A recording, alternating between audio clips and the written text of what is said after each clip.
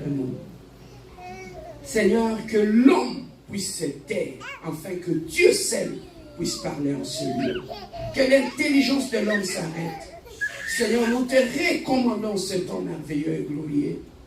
Éternel Dieu de nous, Seigneur, sois avec nous.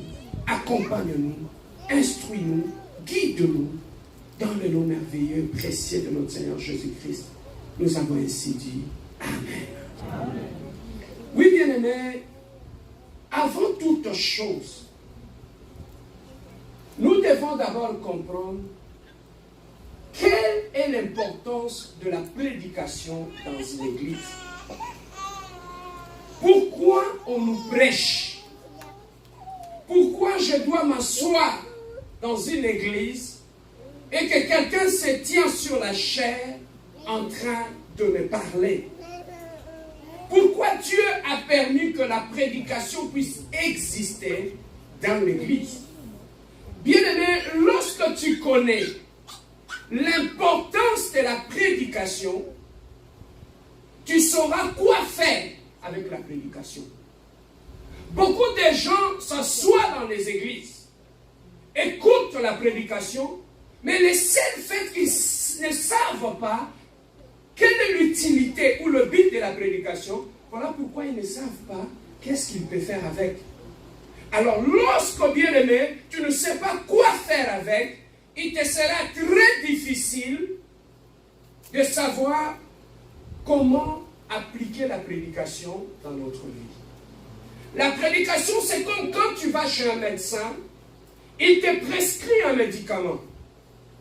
Lorsque tu ne connais pas l'utilité du médicament, lorsque tu ne connais pas la posologie du médicament, lorsque tu ne connais pas comment prendre ce médicament, le même médicament, au lieu de guérir, ça va te tuer.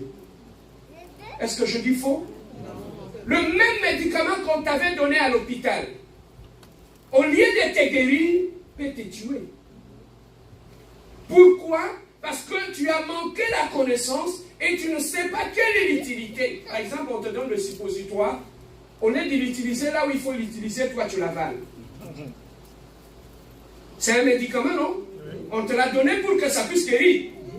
Mais lorsque tu ne sais pas comment l'utiliser, ça peut, au lieu de te guérir, ça peut te créer un autre problème. C'est ça aussi le but de la prédication. Lorsque tu viens à l'église et que tu ne connais pas l'utilité de la prédication, le but de la prédication, c'est comme un suppositoire, au lieu de le mettre là où il faut le mettre, tu l'avales. Et ça crée un problème. Amen, non? Ça crée un problème. Je me rappelle, lorsque j'étais au pays, une fois je suis allé à l'hôpital, ils m'ont donné un médicament. Mon système n'avait pas supporté cela. J'avais la malaria.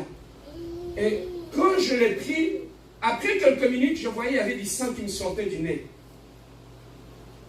J'ai vite compris que mon système n'avait pas accepté ce médicament-là. Et il fallait qu'on échange un autre produit de médicament. Alors, un médicament qu'on a mal utilisé ou qu'on ne sait pas comment l'utiliser, au lieu d'amener la guérison, ça peut créer un autre problème. Voilà pourquoi, bien-aimé, lorsque tu m'écoutes, je prêche ici.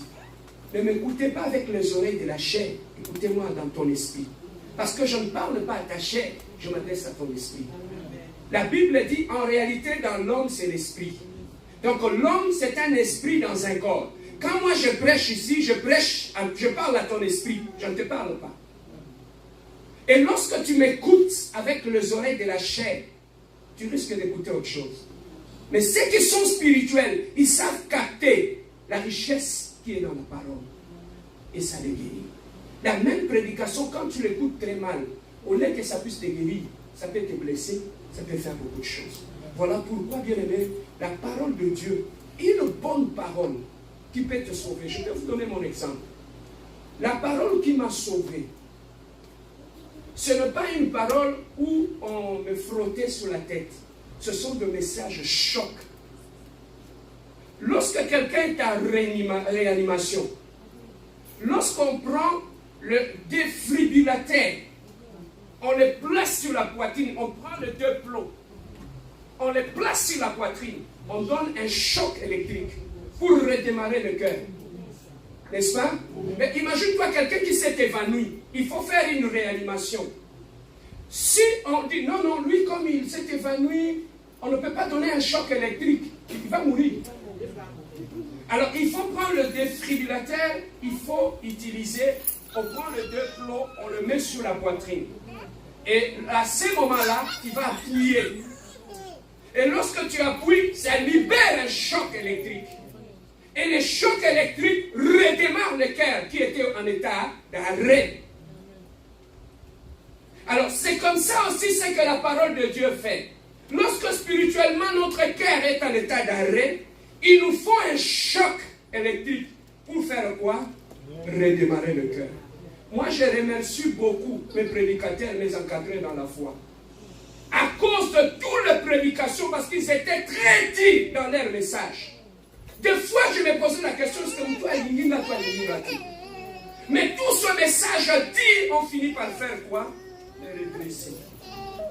Amen. Hein?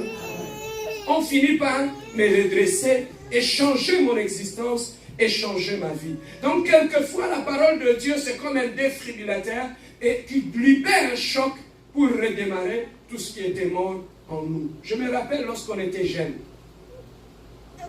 On allait à l'église, mais on avait une double vie. On partait à l'église, mais on avait nos vies de copines et tout et tout. À ce moment-là, on était étudiants à l'université, on avait des copines. Mais on était des frères dans l'église. En cachette, on avait une autre vie. Un jour, on a reçu un pasteur qui est venu prêcher. En prêchant à l'église, papa, il n'a même pas mis les gants. Il est allé à sec. Il a dit, vous voyez comme vous êtes là. Si tu as une copine, tu as un copain. Aujourd'hui, si tu sors là et que quelque chose t'arrive, tu vas aller en enfer. Pourquoi? Parce que la Bible est claire. Les adultères et les impudiques n'hériteront pas le royaume de cieux. Je croyais qu'il allait s'arrêter là. Et automatiquement, il a dit, c'est maintenant que tu dois faire un choix entre Dieu et l'enfer. C'est maintenant qu'il faut faire un choix. Papa, et qu'il sec sur les champs, les filles qui étaient là, qui étaient des copines, de ces copines de XY, papa, ils n'ont pas regardé ni à gauche ni à droite, battez les mains, parce que sa fille est pas dans l'assemblée. Donc, la personne a choisi entre une vie de péché et Dieu. Elle s'est levée, elle a donné sa vie à Dieu. Jusqu'à aujourd'hui, ce sont des servantes de Dieu. Mais pour qu'on arrive à ces résultats-là, il fallait un défibrillateur qui donne un choc électrique. Ça te réveille que tu es dans le péché. Que soit au seul accident, tu vas dans l'enfer. Parce que Dieu ne contredit jamais sa parole. Bien aimé, le plus beau message, c'est ce message qui te fait mal. Le plus beau message, ce n'est pas le message où tu sors de l'église aujourd'hui, c'était bien, le pasteur a prêché. Le message qui ont changé ma vie, ce sont les messages qui m'ont fait très mal. Des fois, je me pose, est-ce qu'ils m'aiment ces prédicateurs ou ils ne m'aiment pas? Ils étaient très durs. C'est comme, c'est plus tard qu'on a compris cela. Comment on a compris cela? Lorsque tu prends un morceau de bois, tu veux faire une chaise avec. Ou tu prends un morceau de bois, tu fais faire une sorte de statue avec. Tu vas l'amener dans la machine, n'est-ce pas? Et la machine va commencer à tailler pour donner la forme. Tu sais quand ça taille, tu sais que le bois plaît. Hein? Le bois plaît, ça fait mal. Ça graisse, les machines sont là. On utilise des scies, des limes, de tout. On taille, on donne des coups de hache jusqu'à ce que ce morceau de bois va devenir une sorte de statue. On va mettre de vernis et quand on va aller l'exposer, c'est alors que vous aurez valeur. On comprend? Oui. Hier, c'était un morceau de bois inutile qu'on pouvait jeter. Mais il fallait qu'il puisse subir la rigueur des scies pour que ça soit taillé, pour que ça puisse prendre de la valeur. En toi, il y a la valeur. Il faut que je sois dire dans mes messages avec toi pour te tailler, afin que ce que Dieu a mis en toi puisse sortir. Je ne peux pas te dorloter. Quand on a commencé l'église à Kinshasa, mes amis qui étaient avec moi à l'université sont venus dans l'église. Ils étaient tous là. Pour eux, ils ont cru que Serge, c'est notre ami, il était collègue avec nous à l'université. Bien aimé, quand j'ai ouvert ma Bible et j'ai commencé à prêcher, la moitié de mes amis ont fui l'église. Tu sais pourquoi? Parce qu'ils ont cru que le message que je vais prêcher, ça va être un message qui donne l'autre. Quand je commençais à révéler tout le mal qu'on fait pour qu'on revienne sur le droit chemin, ceux qui étaient de Dieu sont restés, ceux qui ne sont pas de Dieu sont fuis. Voilà ce qui peut arriver à toutes ces choses-là. Le frère que nous avons vu ici, Fernando, j'étais très dur avec lui. Je lui ai dit, tu veux marcher avec moi, et non pas les bossons, mets un croix au péché. Parce que chez moi, il n'y a pas de double vie. Il n'y a pas de double vie. Nous avions tout laissé dans le monde. Nous sommes venus dans le Seigneur, non pas pour avoir un pied dedans, un pied dehors. Tu fais un choix. Il a fait un choix, le résultat est là. Amen. Amen. Alors aujourd'hui, nous allons parler par rapport à la marcher dans l'amour. Nous devons savoir une chose. L'amour, bien aimé dans le Seigneur, c'est la plus puissante de tous les clés et secrets du royaume de Dieu. L'amour est la clé la plus puissante et secrète du royaume de Dieu. Nous allons voir ça là-dedans. Ici, les disciples, dans ces versets que nous avions lus, je vous ai donné un commandement nouveau, aimez-vous les uns les autres, et je vous ai aimé, vous aussi aimez les autres. Lorsque tu écoutes le message de Jésus-Christ du début à la fin, il parle de l'amour. Nous devons comprendre que le Dieu qui nous a créés, c'est un Dieu d'amour. Et si tu veux marcher avec ce Dieu, aller loin avec lui, tu ne peux que marcher dans l'amour. Si tu ne marches pas dans l'amour, il te sera très difficile de marcher avec un Dieu d'amour. Est-ce que je peux avancer? Bien-aimé, le Dieu qui est notre Père, avant que nous puissions naître de nouveau, nous étions païens, nous étions nés dans nos familles. Mais lorsque, bien-aimés, nous sommes venus dans le Seigneur, la Bible dit, nous sommes nés de nouveau. En fait, c'est quoi la nouvelle naissance? La nouvelle naissance, ce n'est pas que tu es changé, tu es devenu une autre personne. La nouvelle personne, la nouvelle naissance, ce n'est pas changer ta façon de t'habiller, changer ta façon de boire. La nouvelle naissance, c'est plus que ça. Pourquoi je dis cela? Parce que chez nous, les chrétiens, on croit que quand tu demandes à quelqu'un, toi tu es devenu chrétien, il dit oui. Qu'est-ce qui prouve que tu es devenu chrétien? Tu sais quelle va être la réponse? J'ai arrêté la bière, maintenant je pars à l'église, maintenant je ne pars plus dans les boîtes de nuit. Les gens pensent que quand tu ne bois pas, tu ne vas pas dans les boîtes de nuit, c'est ça et devenir chrétien. Être chrétien, c'est plus que ça. Il y a des gens qui ont une bonne moralité. Depuis qu'il est né, il ne boit jamais, il ne fume pas, il ne va pas dans les boîtes de nuit, il ne court pas les femmes, il est fidèle à sa femme. Mais ça ne fait pas de lui un chrétien. Sur le même, il va là en enfer. Malgré sa bonne moralité. Donc, devenir chrétien, en fait, pasteur Serge, c'est quoi? Devenir chrétien d'abord, c'est mourir et renaître avec Jésus-Christ. Lorsque tu meurs, la Bible dit tu es né de nouveau. Tu n'as plus de passé. Celui qui est né de nouveau dans le Seigneur n'a plus de passé. C'est une nouvelle créature. La Bible dit vous êtes devenu une nouvelle créature. Voilà, toutes choses anciennes sont passées. Toutes choses sont devenues nouvelles. Donc quand tu es né de nouveau, tu as donné ta vie à Dieu. Maintenant Jésus-Christ commence à régner dans ta vie. Maintenant je pose la question aux chrétiens. Les gens qui t'avaient connu il y a de cela 10 ans, ils savaient que tu étais colérique. Aujourd'hui, tu es né de nouveau en Jésus-Christ. Lorsqu'ils te voient, ils reconnaissent toujours la même personne. Est-ce que tu es né de nouveau? Non. Parce que celui qui est né de nouveau n'a rien à voir à celui qui était avant. Parce que tu n'as pas changé. Mais celui qui était avant est mort. Celui que tu es aujourd'hui, c'est une nouvelle personne. C'est ça qu'on appelle la nouvelle naissance. Cette nouvelle personne, il a un nouveau langage. Il a une autre façon de voir les choses. Il a une autre façon de parler. Et lorsque tu es né de nouveau, ça veut dire que la Bible dit nous sommes nés de nouveau. Quand on dit en termes de naître de nouveau, ça veut dire qu'un enfant qui est né, il doit avoir un père. À part Jésus-Christ, qui est né de Marie, comme ça, sans père.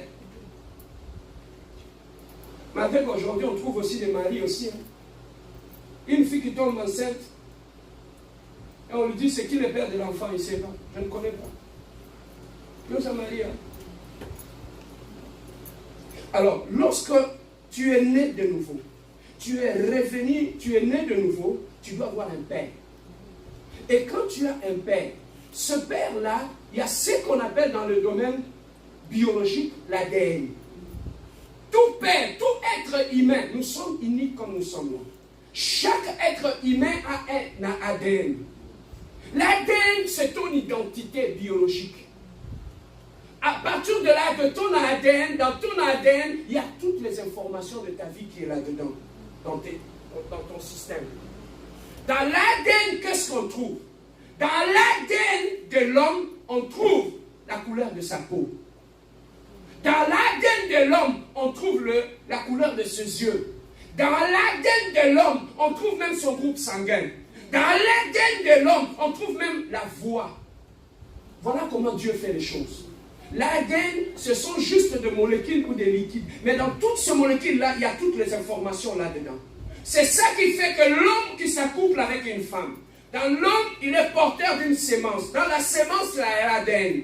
Et dans l'ADN que l'homme transmet à la femme, il transmet sa nature à lui, à la femme. La femme, Dieu l'a créée comme une sorte d'incubatrice. Elle reçoit la sémence, elle la développe jusqu'à ce qu'elle reproduise. Est-ce qu'on comprend? La femme, c'est comme une sorte d'incubateur. Tout ce que tu mets en elle, elle la multiplie. Est-ce qu'on comprend? Oui. Ça, c'est le mystère de la femme. Et le jour qu'on parlera avec les femmes, on parlera. La femme, c'est comme une sorte d'incubatrice. Tout ce que tu mets en elle, elle les multiplie. Est-ce qu'on comprend?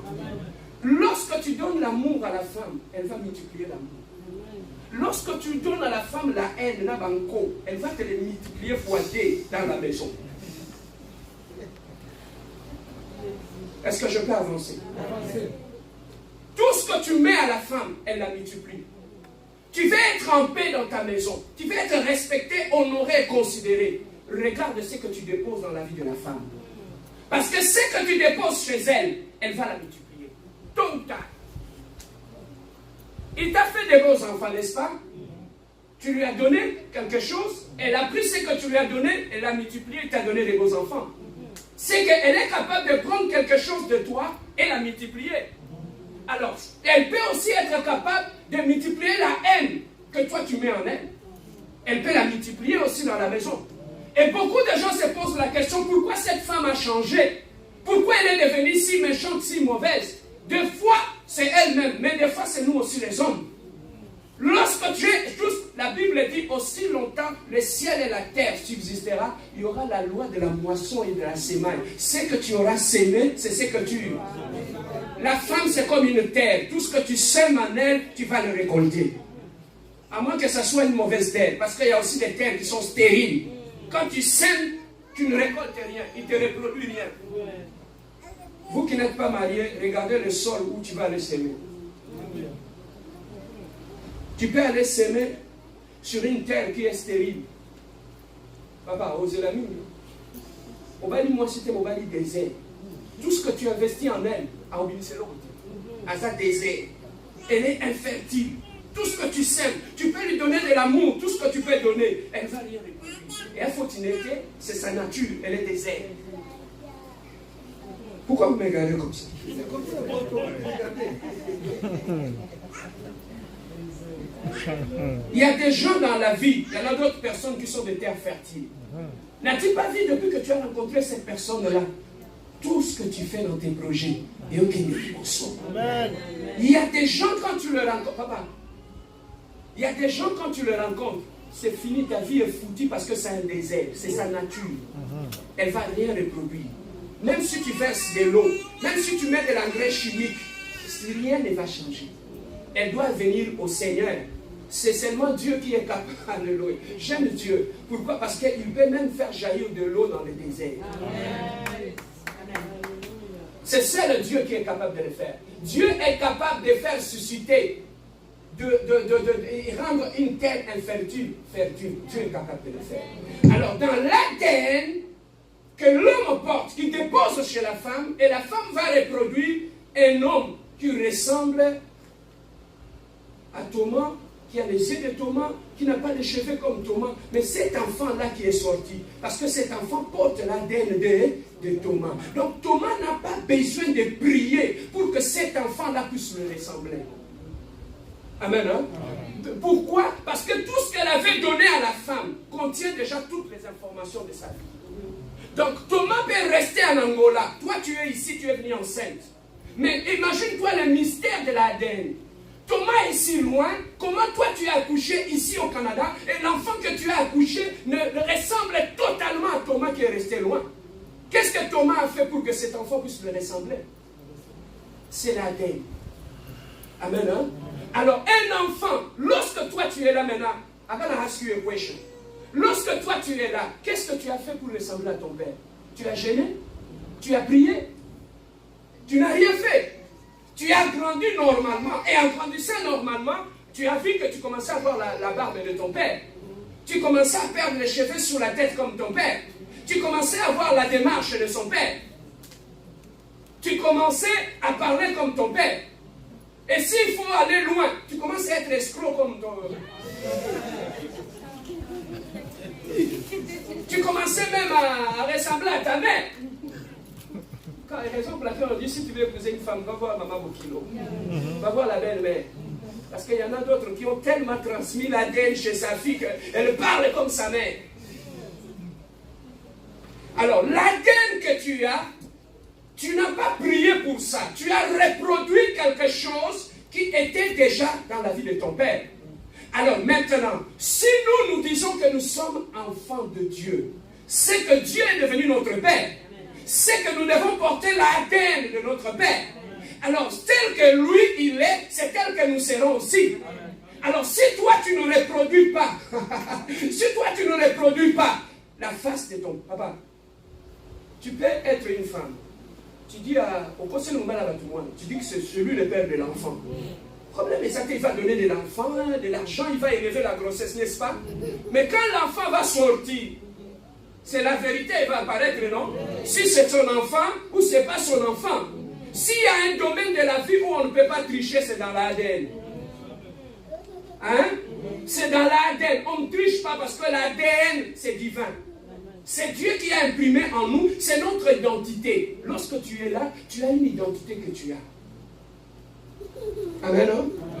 Alors, il y a des choses que Dieu a placées en nous, dans nos vies, qui sont uniques, comme les empreintes digitales. Chaque personne a son empreinte digitale.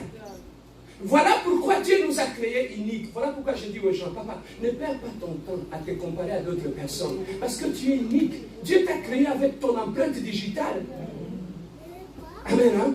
Alors, la femme qui a eu un enfant, et l'enfant qui est sorti, ne ressemble pas à celui qui dit qu'il est le père.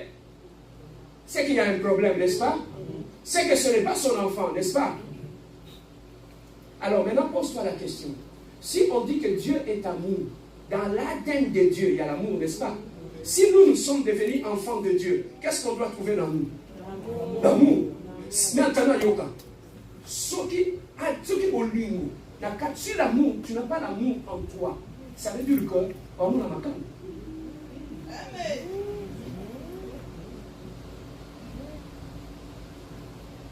Amen. Hein? Si tu ne ressembles pas à Dieu, tu te dis que tu es enfant de Dieu. Mais si tu ne portes pas l'ADN de Dieu, mais dites-nous, tu es le père, tu es l'enfant de qui? Qui est ton père? Regarde ton voisin, pose-lui la question, dis-lui qui est ton père. Même s'il ne sourit pas, regarde-lui. Qui est ton père? Dis-lui dans tout ce que tu fais, dans ton caractère, qui est ton père? Regarde-le, pose-lui la question. Dis-lui dans tes colères, qui est ton père? Amen. Hein? Alors si je suis un enfant de Dieu, je dois porter aussi la nature de Dieu. Si je suis un enfant de Dieu, je dois porter l'ADN aussi de Dieu. Je n'ai pas besoin d'intercéder, je n'ai pas besoin de prier. Pourquoi? Parce que je porte l'ADN de mon Père.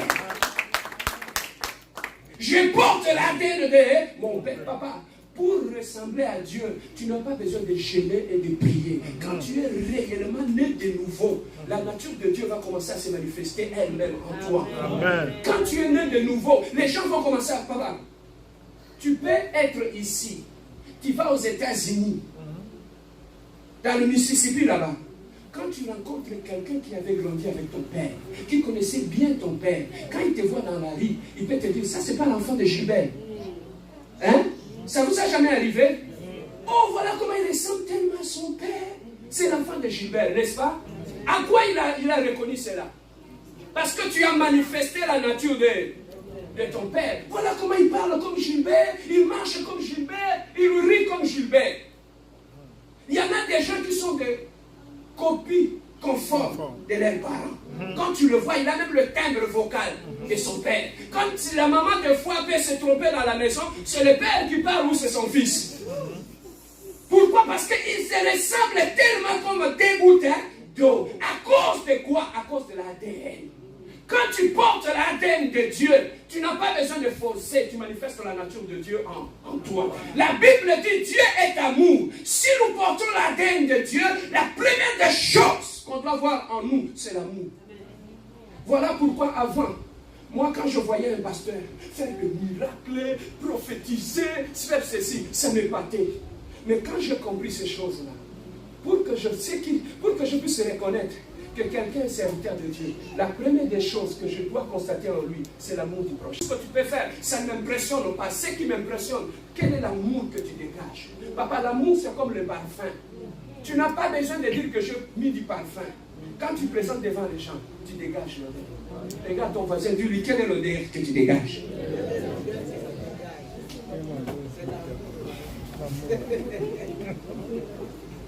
Est-ce que tu as l'ADN de Dieu? Regarde ton voisin, pose-lui, est-ce que tu as l'ADN de Dieu?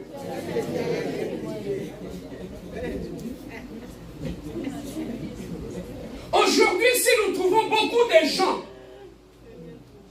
papa, lorsque j'avais vu encore cet enseignement-là, lorsque tu es avec ton ami, vous jouez, vous faites des bêtises à la maison, le papa vient, il te frappe.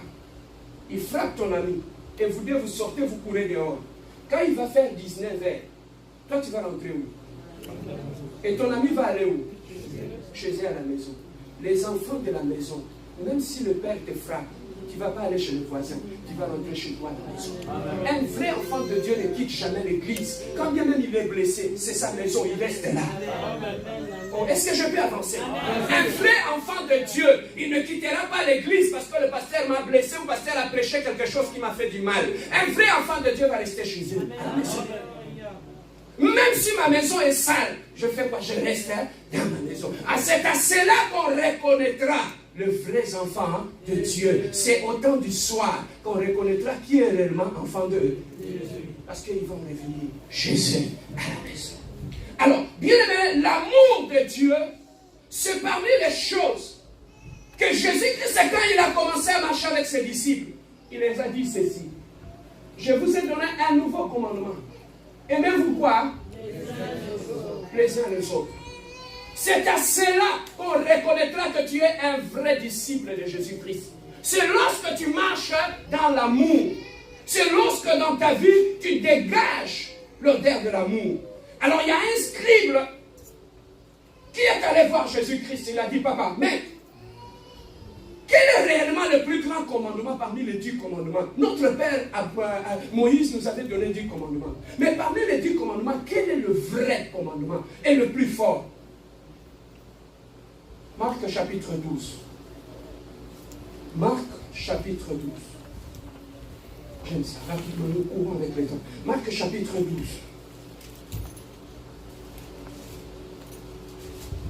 Marc chapitre 12, verset 30 à 31. Marc chapitre 12. Tu verras le Seigneur ton Dieu de tout ton cœur, et de toute ton âme, et de toute ta pensée, et de toute ta force. Ça c'est le premier. 31. Voici le deuxième. Tu aimeras ton prochain comme toi-même. Il n'y a pas d'autre commandement plus grand que celle-là.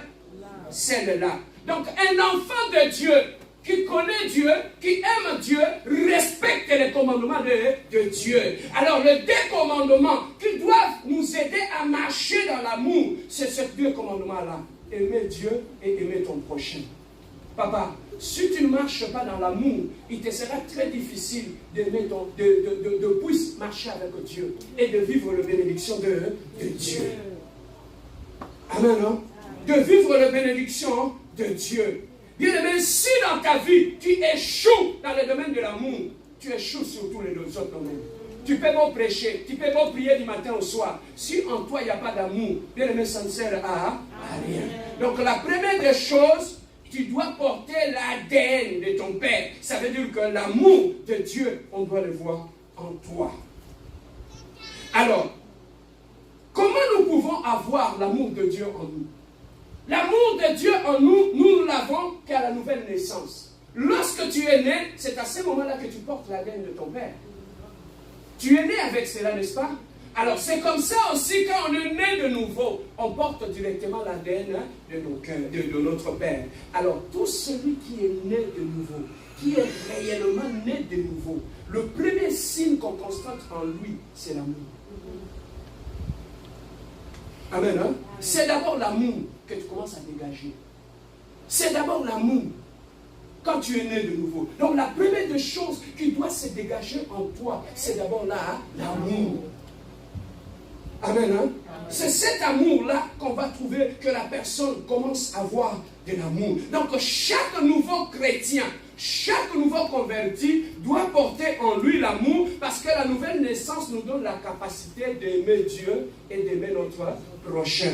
Alors pourquoi on n'arrive pas à aimer les autres? Ça veut tout simplement qu'on a raté sa conversion. Hein, Yaya? Si tu as raté ta conversion, tu ne pourras jamais porter l'ADN de Dieu. Tu ne pourras jamais aimer ton prochain. Voilà pourquoi à l'église, on trouve des gens qui sont capables de prier du matin au soir, mais incapables d'aimer leur prochain. Ça veut dire qu'ils ne sont pas nés de nouveau. Parce que la nouvelle naissance nous donne la capacité de commencer à aimer les gens qu'on n'était pas à mesure d'aimer. Amen, hein? Alors ça, tu peux lire ça à la maison dans le livre de Romains, chapitre 5, verset 5. Alors, la nouvelle naissance nous donne la capacité d'aimer Dieu et d'aimer notre prochain. Alors, qu'est-ce qui peut nous aider aussi à aimer Dieu et à aimer notre prochain? C'est le Saint-Esprit. Papa, le Saint-Esprit ne vient pas seulement pour que tu commences à... Non, le Saint-Esprit, lorsqu'il vient, il imprime la nature de Dieu dans ton cœur. Il imprime le langage d'amour dans ta bouche. Il imprime le langage de Dieu dans ta vie. C'est ça l'amour de Dieu. C'est le Saint-Esprit est capable d'imprimer la nature de Dieu en nous et faire de nous des enfants de Dieu. Alors, Pasteur Serge, au niveau de l'Église, c'est quoi marcher dans l'amour dans mon Église ou dans ma vie chrétienne? La première des choses, quand on devient un enfant de Dieu, l'amour de Dieu en nous va se manifester de quelle manière? L'amour de Dieu en nous doit d'abord nous pousser en tant qu'enfant de Dieu. La première des choses, à prendre soin et à protéger notre prochain. L'amour de Dieu en nous doit se manifester en ces termes. On doit commencer maintenant à aimer notre prochain et à prendre soin de lui. Pourquoi? Parce que tu es devenu l'enfant, le fils de mon père, la fille de ma mère. Je dois t'aimer. Le lien qui m'unit avec toi, c'est un lien d'amour. Donc je dois t'aimer et je dois te protéger. Quand tu regardes les enfants, je voyais ça à Kinshasa. Les enfants, ils sont gamins, l'autre a 7 ans, l'autre a 4 ans. Il est petit, hein? Mais est-ce que qui lui a dit de commencer à prendre soin de son petit frère? Hein? Un jour, j'étais avec ma fille et mon fils. Mon fils avait fait une bêtise, je criais sur lui. Sur le champ, sa soeur, ma fille, était assise sur la chaise de derrière. Elle a dit, papa, stop, ne le crie plus. Elle a protégé son frère, même par rapport à son père. C'est cela le lien d'amour entre un frère et une sœur. Tu es capable. Alors, qui a dit à cette fille que tu dois protéger ton frère? Qui lui a dit ça? C'est quelque chose qui est inné. Elle a ça dans le sang. Comme c'est mon frère, je dois l'aimer et je dois le protéger. Si lui, il a le même père que toi, vous êtes tous enfants de Dieu, pourquoi tu ne l'aimes pas? Pourquoi tu ne le protèges pas? Pourquoi tu ne l'aimes pas? Pourquoi tu ne le protèges pas? On dit bien, nous sommes tous enfants de Dieu. Mais s'il est ton frère dans le Seigneur, il est ta sœur dans le Seigneur, pourquoi tu ne le protèges pas? Pourquoi tu n'aimes pas? Protéger ton frère dans le Seigneur, c'est aussi quoi? Yaya. Lorsque aimer quelqu'un, je vais vous montrer. Lorsque je porte ma veste qui est déchirée derrière, quelqu'un qui t'aime d'un amour vrai, comment il réagit? Lorsque ma veste est trouée dehors, derrière, je suis devant les gens. Celui qui m'aime, qu'est-ce qu'il fait? Il va venir parler à mon oreille. Pasteur Serge, est-ce que tu peux descendre parce que la veste est trouée, tu peux la changer?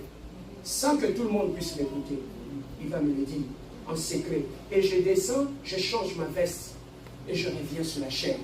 Il a gardé ma dignité et il m'a protégé. Mais celui qui n'a pas l'amour de Dieu en lui, quand tu vois ton frère devant tout le monde, tu lui parles. Pasteur, ta veste est trouée. Automatiquement, tu l'exposes. Tu exposes sa nudité devant tout le monde. Ah, où est-ce que l'amour de Dieu dans ça?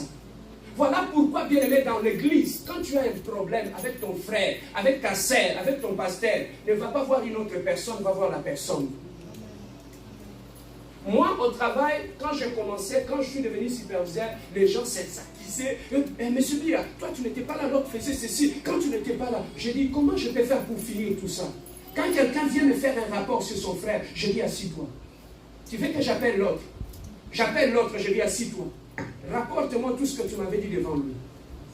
Si tu l'avais fait par amour, tu vas le répéter. Si tu ne l'avais pas fait par amour, tu ne vas pas le répéter. Et à partir de cela, ça s'est calmé maintenant, tout le monde se respecte, tout le monde se considère. C'est le même principe, bien aimé. Quand tu aimes ton frère dans l'église, tu aimes ta sœur dans l'église, n'allez pas prendre le téléphone, commencer à appeler maman X, papa Y. Moi, quand tu le fais, je vais te dire, tu as prié d'abord pour lui. La plupart des gens qui font ce genre de choses, ça ne l'apprend pas la vie. Mais ils sont rapidement pressés à rapporter. Mais maintenant, de ce genre de personnes, pour le bloquer, qu'est-ce que tu fais? Quand ils te rapportent ces choses-là, à la fin, il dit, quand même, il se sent de la police. Hein? Dis-lui, quand même, il se sent la ligne, on va prier pour lui. Je crois que prochainement, il ne viendra plus te raconter des bêtises. Parce que celui qui aime son frère, il protège la nudité de son frère. Il n'expose pas. Lorsque tu aimes quelqu'un, tu ne vas pas commencer à les rapporter à tout le monde et ensuite à la fin venir dire à la personne. Ça, ce n'est pas de l'amour. L'amour consiste à aller voir la personne, lui dire et prier avec lui. Là, tu as sauvé ton frère, tu as protégé sa nudité. C'est ça l'amour de Dieu. Celui qui a l'amour de Dieu aime son frère et protège son frère. En quoi consiste encore En quoi consiste l'amour de Dieu? Tout celui qui a l'amour de Dieu, qu'est-ce qu'on trouve en lui? La patience. Il a la patience.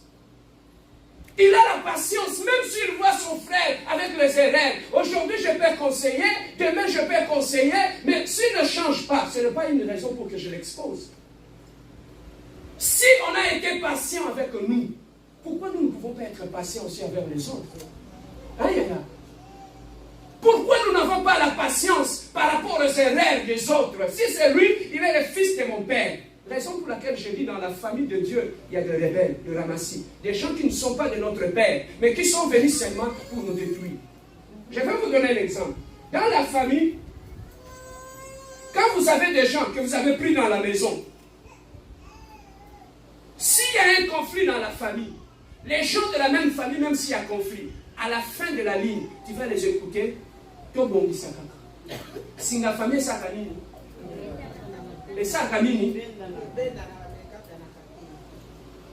alors, les gens qui ne sont pas de la famille, qui n'apportent pas notre sang, quelle va être la réaction? Sur au bébé Sanini. Parce que sa famille n'a été. Donc pour Naïe, même les bébés, ça ne va rien lui déranger. Parce que ce n'est pas sa famille.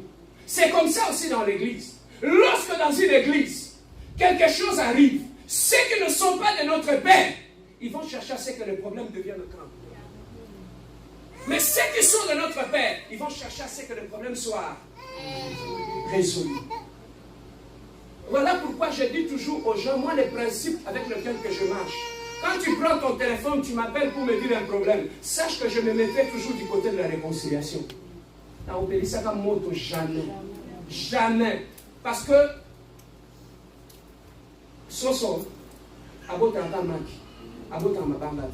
on donne que ce qu'on a. Ce que j'ai en moi, c'est la réconciliation. Si tu m'approches, sache que quand j'approche cet homme, c'est pour qu'il y ait la réconciliation. Donc, la patience, c'est aussi cela l'amour de Dieu en nous. Quand tu as la patience vis-à-vis de ceux qui font le mal. Amen. Hein? Alors, qu'est-ce qui peut se manifester aussi en nous? C'est la miséricorde et la bonté et la compassion aussi envers les autres. Pourquoi je dis cela? Jésus-Christ, bien aimé, vous savez, les disciples étaient têtus. Hein? Les disciples étaient très têtus, ils n'écoutaient des fois pas le maître. Mais Jésus-Christ a fait preuve de la patience jusqu'à la fin à supporter Bango. Ce qui nous a à supporter Bango, et pourquoi pas toi, et pourquoi pas moi?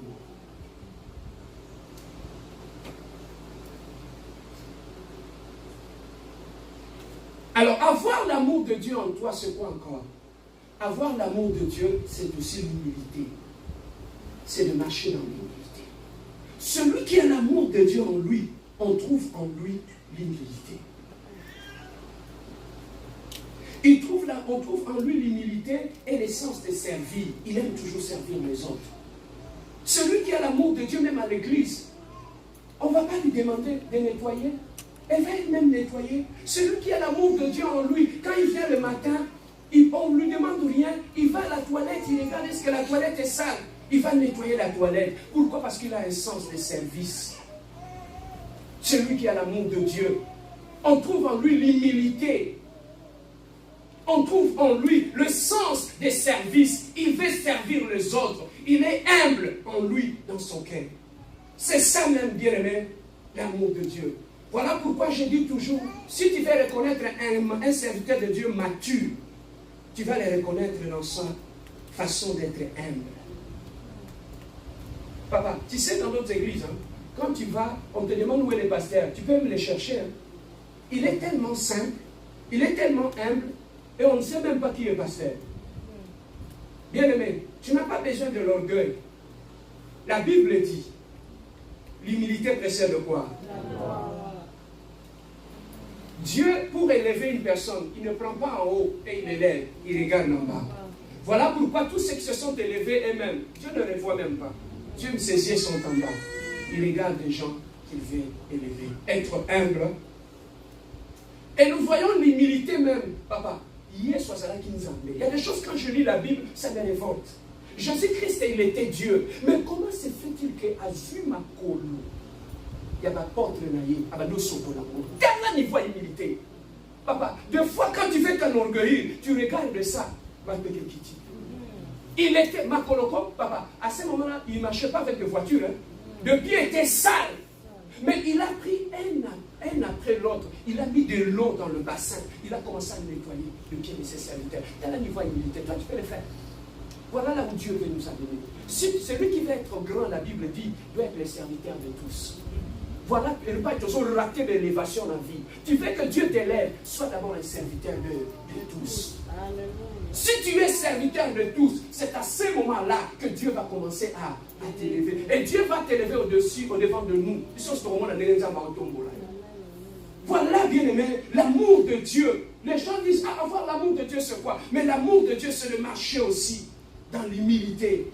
De marcher aussi. Et pour terminer, avoir l'amour de Dieu en soi, c'est quoi? L'amour de Dieu, c'est aussi être en mesure de prier les uns pour les autres.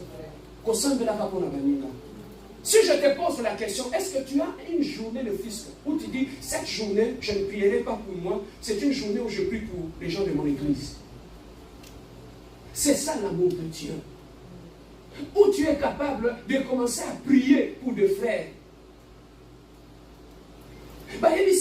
Frère Kingan, et comme si j'aime l'intercession, la prière. Papa, lorsque tu pries pour les autres, Dieu s'occupe de tes problèmes. C'est ce que nous croyons. Nous, on ne savait pas. On croit que quand je prie pour mes problèmes, c'est bien ça là, c'est bien ça là. Bien aimé, pour que Dieu puisse s'occuper de tes problèmes, toi, occupe-toi des problèmes des autres. Fais des problèmes des autres des sujets d'intercession. Quand tu vas commencer à prier en secret pour ces gens-là, il y a un Dieu qui voit dans les secrets, qui paye dans les secrets, et lui va s'occuper de tes problèmes. Parce que tous ces enfants-là, ce sont ses enfants. Je vais te donner un exemple. Si moi je suis ici, mon fils est là, il tombe là-bas, il a faim. Tu l'amènes au McDo, tu lui achètes à manger. N'est-ce pas que moi j'aurais de l'amour pour toi? Est-ce que tu as fait ce bien directement à moi? Tu l'as fait à mon enfant, non? Alors, le jour que toi, tu vas avoir un problème, est-ce que je vais retenir ma main? Pourquoi? Parce que tu avais déjà fait un bienfait à mon enfant. C'est ça, mon Zambé. Quand tu pries, tu cherches leur bien. Dieu s'occupe de toi. Tu vois comment Dieu me bénit? Parce que moi, j'ai un agenda. J'ai tous les noms de tout le monde à l'église. Je prie pour vous. Quand je prie pour vous, dans mon compte céleste, Dieu est en train de me bénir. Dieu ne me bénit pas par les offrandes ou les dîmes. Non, ça c'est payé. Mais il me bénit parce que je prie pour toi. Quand toi tu dors, moi je prie pour toi. Voilà comment Dieu peut te bénir. Voilà les secrets de la bénédiction. Dans l'église, nous sommes des frères et des sœurs. Commencez seulement à prier pour les autres. Deviens un intercesseur des autres. Tu vas voir comment Dieu va commencer à te bénir. Donc, bénir les autres, prier pour les autres, c'est aussi ce que Dieu nous a recommandé dans Galates chapitre 6, verset 2. Tu vas lire à la maison. Galates 6, verset 2 à 3. Tu vas voir pourquoi j'ai dit qu'il faut prier. Alors, pour terminer, qu'est-ce que le diable fait pour nous empêcher de nous aimer? Le diable nous fait croire que certaines personnes sont faites pour ne pas les aimer. Hein? Le diable nous fait croire que certaines personnes dans notre vie, donc, et tu ne peux pas les aimer. Mais la Bible nous dit, priez même pour ceux qui vous maltraitent. C'est que si Dieu nous demande de prier même pour nos ennemis, ça veut dire que notre amour doit aller même vis-à-vis de nos ennemis. Voilà ce que je vais vous dire. Quand quelqu'un te fait du mal, plus il te fait du mal, plus aimez-le. Hein? Plus quelqu'un te fait du mal, plus tu l'aimes, il faut l'aimer. Tu sais pourquoi? Parce que plus tu l'aimes, plus ce sont les braises que tu mets sur sa tête. Hein, Yaya? Oh, il t'a critiqué. Pourquoi le diable fait cela? Sur le plan spirituel, l'amour est le niveau le plus élevé de tout. Lorsque tu as l'amour, spirituellement, tu as un niveau élevé. La haine, la méchanceté, la colère a un niveau bas. Alors, qu'est-ce que le diable fait? Quand le diable remarque que tu as un niveau plus élevé d'amour, il va commencer à t'attaquer, à t'insulter, pour que tu puisses perdre l'amour. En perdant l'amour, tu redescends au même niveau que lui. Tu commences à l'haïr et tu commences à les critiquer comme lui. Vous avez le même niveau. Et comme vous avez le même niveau, c'est à ce moment-là que lui va prendre le dessus sur toi et te détruire. Qu'est-ce qu'il fait? Il va laisser d'abord que tu commences à avoir des visions que celui qui te fait du mal. Et quand tu vas commencer à avoir des visions, c'est à ce moment-là que la haine, lui vraiment il veut me tuer. À ce moment-là, c'est la haine. Quand tu commences à prier avec la haine, ta prière s'annule. Force mignon sa prière ici.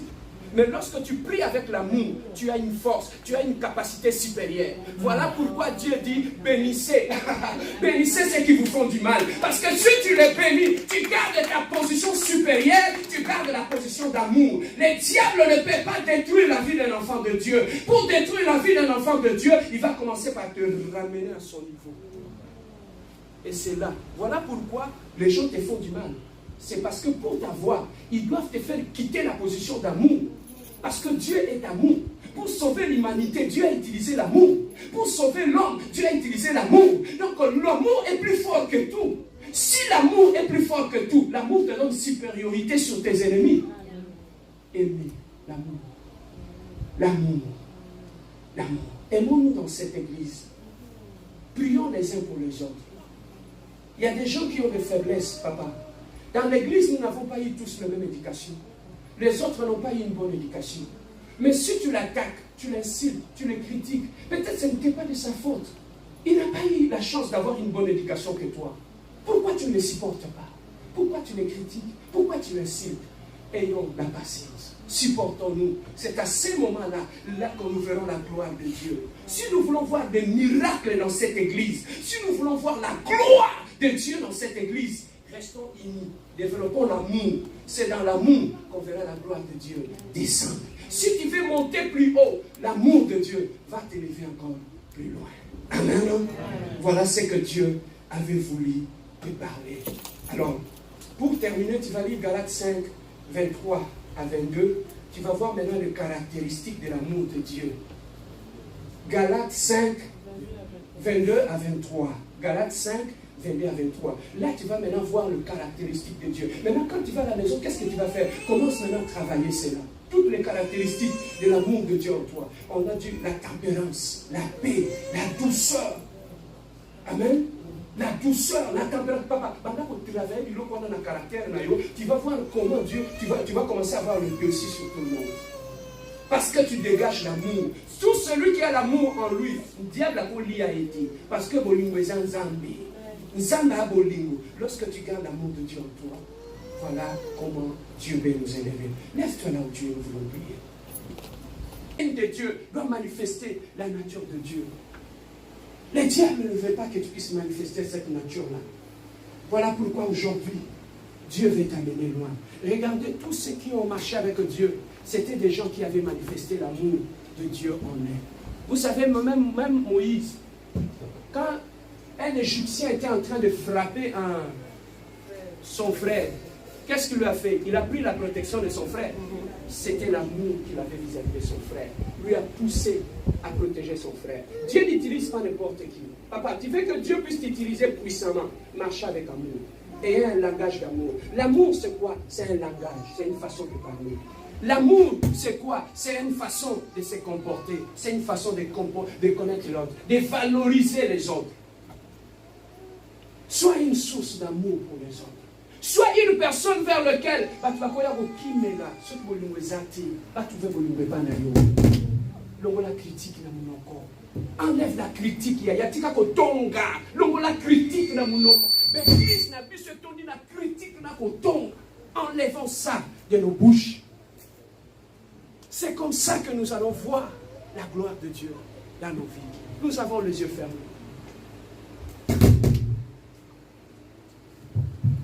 Nous avons nos yeux fermés. Regarde ta vie maintenant. Est-ce que tu marches avec amour? Est-ce que tout ce que tu as connu comme déception de ta vie ne t'a pas poussé à ne plus marcher par l'amour? Le monde nous enseigne autre chose. Mais le Dieu en qui nous avons crié, c'est un Dieu d'amour. Je sais que tu as eu beaucoup de déceptions, de problèmes dans ta vie. Aujourd'hui, tu n'es plus capable d'aimer. Mais aujourd'hui, Dieu te dit, tu portes mon ADN. Manifeste la nature de Dieu en toi.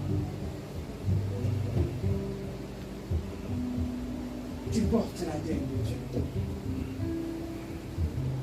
Tu portes l'ADN de Dieu en toi. Regarde ta vie. Regarde comment tu marches.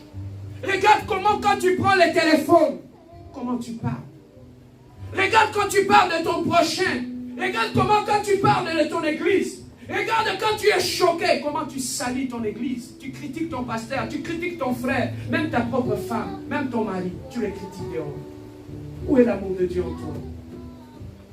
Et Dieu veut que tu puisses revenir à tes pieds. Après ces cantiques, avec la sœur, nous allons prier. Que ma vie soit une fleur. Que